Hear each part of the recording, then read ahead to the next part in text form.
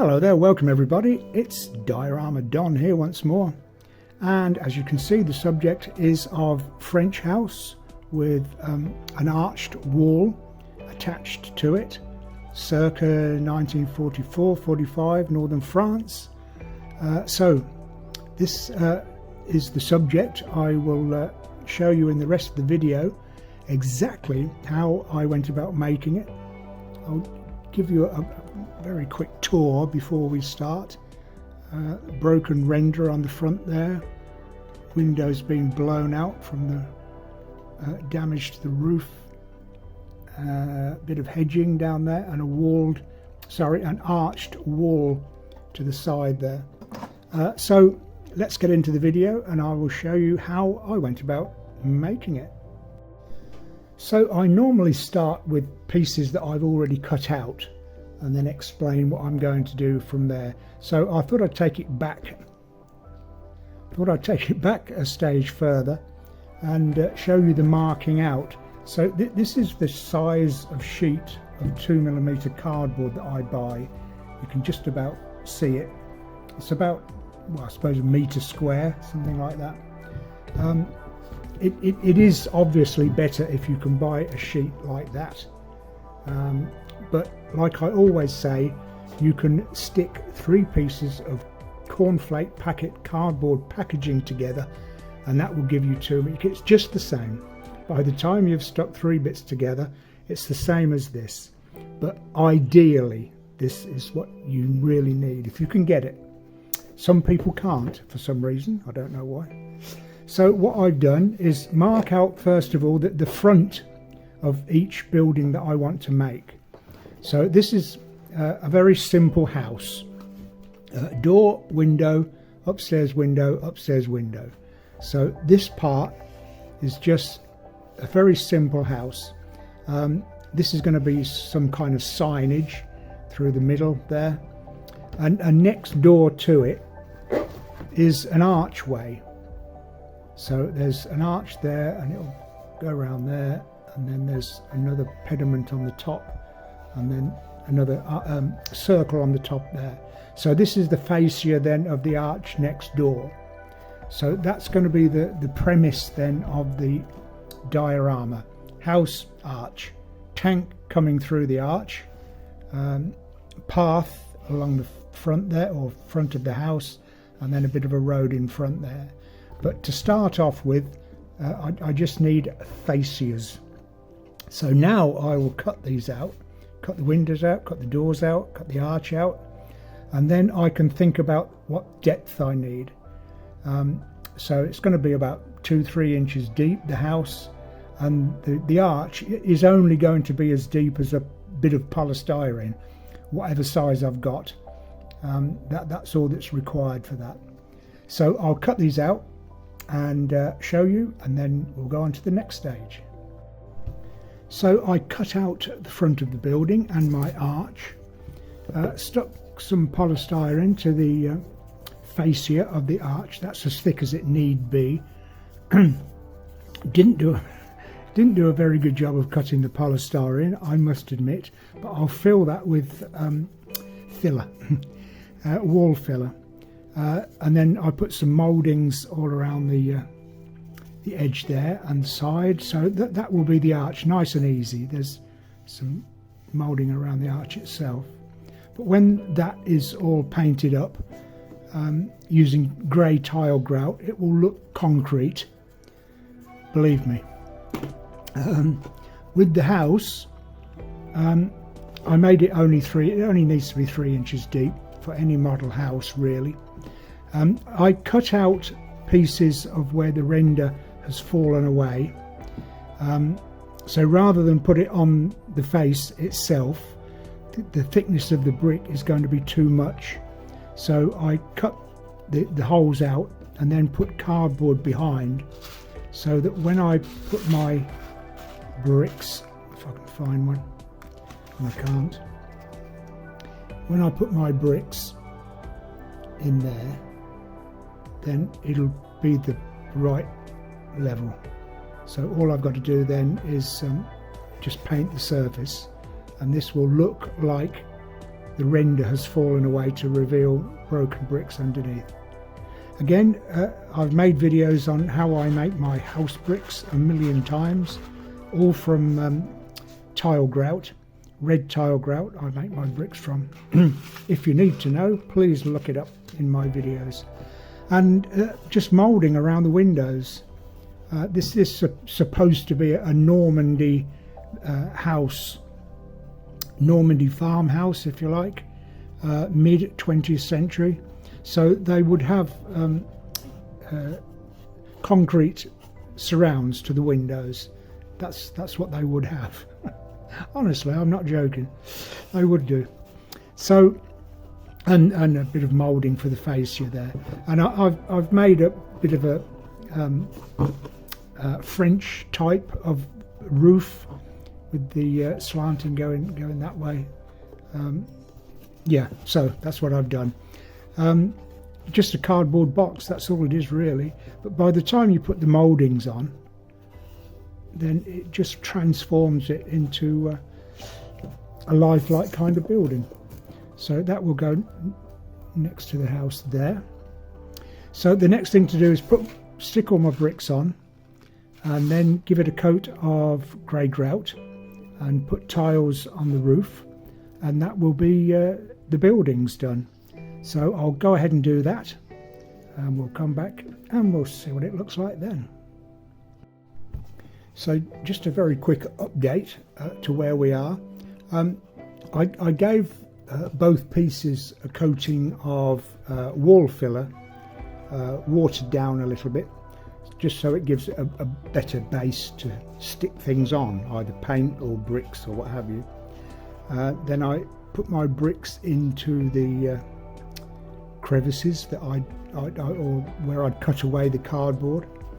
That's all dry now. So now with grey tile grout, I'll fill in between the bricks to represent the mortar, and then take off with a damp sponge, and then give the whole thing a grey grout colour. So I'll go ahead and do that. Just thought I'd show you what it looks like before the grout and after. So I'll be back in a moment. So I finished the brickwork off, put the mortar between the bricks with the grey tile grout, and then gave a coat of the same stuff the rest of the building. It's just a powder. The grey tile grout is a powder. So add water and PVA glue to that until it's like a thick paint, like a gloss type of paint. And then paint that on, but with a damp sponge you can sort of dab over it and make a kind of I don't know what you call the finish, an old farmhouse type of finish of a concrete type fascia of a house. That's the best I can describe it. Found a bit of a French type of hoarding or signage for a French. It's all I had. I haven't got a printer, so it would be nice to print off Boulorange or some such French sounding name, but this is all I had, so it's going to have to do. Started putting the roof on, and I use this corrugated paper or corrugated card. It's only quite thin, and cut it up into 1/2 inch strips or 12 millimeters, and just put it like so. Well, you can see how I've done it like that. It looks like it's very convincing as a tiled. I've got one cut. Oh, there we are. So I've got to put these now. I shall have to shape them before I put them on for this side, and that will go then all the way up the top there, and that will give me my roof. And then for the arch, I've put these cornerstones in, or coins, on the sides there, and done the same with a little bit of the roof either side of the either side of the arch, and then that will sit by the side there. So pretty much finished the buildings. I'll do the doors and windows a bit later. So yeah, I'll carry on and finish off the both pieces now, and then set it into a diorama. So I'll see you in a moment. Okay, so I've finished the building off completely now, put my doors and windows in, finished the roof off. I decided on a bit of a bombed hole in the top there, and with the windows blown out just slightly. The top windows are lollipop sticks, the frames are lollipop sticks just cut up into strips with toothpicks, and then a bit of see-through material for glass, any kind of see-through packaging that you might have lying around. The bottom one is just cardboard, and the door just cut out the centre, then what you cut out cut a little smaller and then put back in again to make a panelled door like that. Finished my roof off, and yeah, that was it. But to age it, to make it look old, to weather it as it were, I just spray with a black aerosol spray can from quite a distance, quite a way away. So you're not putting a block colour anywhere, but you're just putting a mist, a little bit of a mist over the whole surface, just to make it look weathered and aged. And I think that looks okay. Okay, so that's my building finished. So then I've made a very, very simple well, cardboard box really, for a diorama base. Just worked out what size I want the top, and then 2 inches high, or 50 millimeters. Just put a frame around it, and it serves well, or just as well as any diorama base. Of course, you can make it far more elaborate than this, make it look a lot better, but for this purpose, then this is good enough. So we're going to put a bit of a path there. I haven't got much cardboard left, so I've had to cut it in 2 bits. Got to go and get some more. So that will be a path, if you like, just there, and then this will sit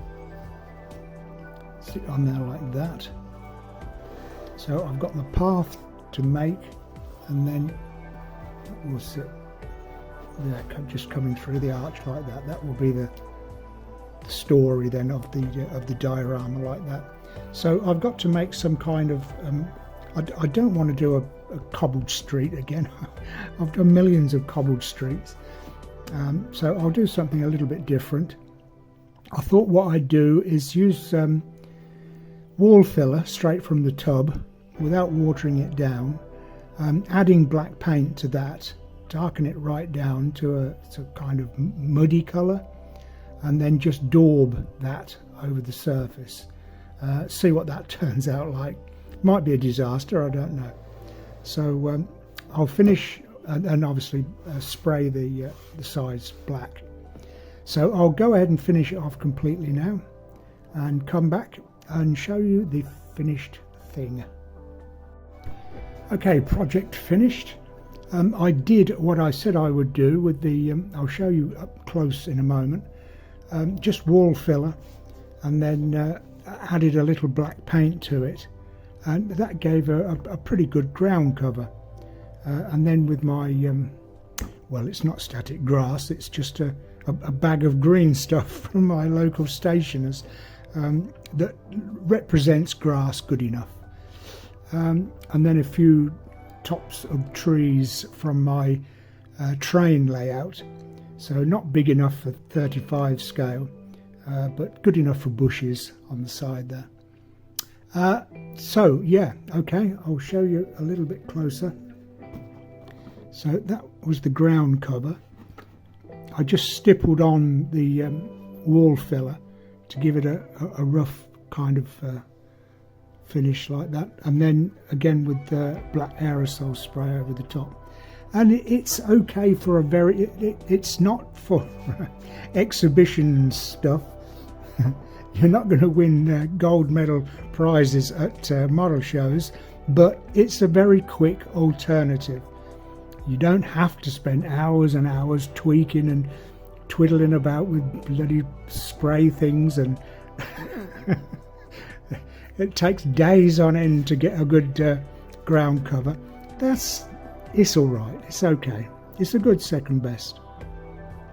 So that's all I'm doing with any of my videos, is just showing you an alternative to what you can do, rather than just have your model vehicle, military vehicle, just stood on the sideboard. You can make something like this for no money. It doesn't cost any money.